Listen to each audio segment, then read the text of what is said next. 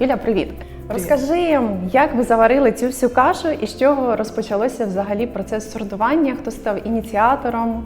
Ну, активно мы начали сортировать мусор примерно полгода назад. Такие мысли возникали еще раньше.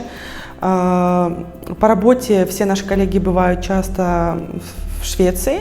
Вот, а там, как известно, очень все это достаточно такой автоматизированный процесс. Это все само по себе происходит. Люди уже очень привыкли к сортировке мусора. Это часть их жизни, осознанный подход к потреблению, к переработке мусора, к сортировке. И это очень сильно впечатлило нас. Но судя по количеству мусора, который мы сейчас сортируем, мы видим, что очень многие сотрудники воруют из дома мусор и приносят его на работу, в том числе я.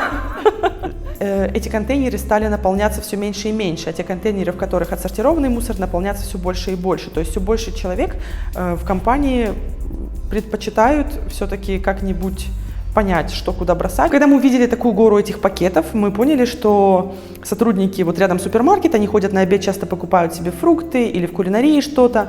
Вот, и мы можем им предложить альтернативу для того, чтобы уменьшить количество пакетиков и пластика. Вот. И мы решили, у нас есть такая штука, мы на дни рождения сотрудников предлагаем брендированные подарки. До этого я уже пользовалась таким органайзером и сравнивала с другими всякими продуктами. И это очень удобная штука, я ношу ее всегда с собой, она у меня всегда есть в рюкзаке. Здесь одна такая брендированная сумочка, прям вообще полностью с нашим паттерном фирменным. Вот, с нашим названием. И здесь есть несколько фруктовочек и плащевая сумочка для покупок в супермаркеті. Я тобі дуже дякую. Скажи мені, які би ти дала поради тим, хто вагається, але так дуже коротко, тезисно. Що робити?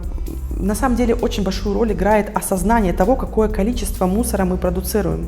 Потому что с тех пор, как мы начали дома складывать тетрапаки, и я увидела, сколько их насобиралось за неделю, и это только в одной нашей семье, это ты просто не понимаешь этих масштабов. Когда ты ежедневно выносишь мусор, кажется, что его и не так много.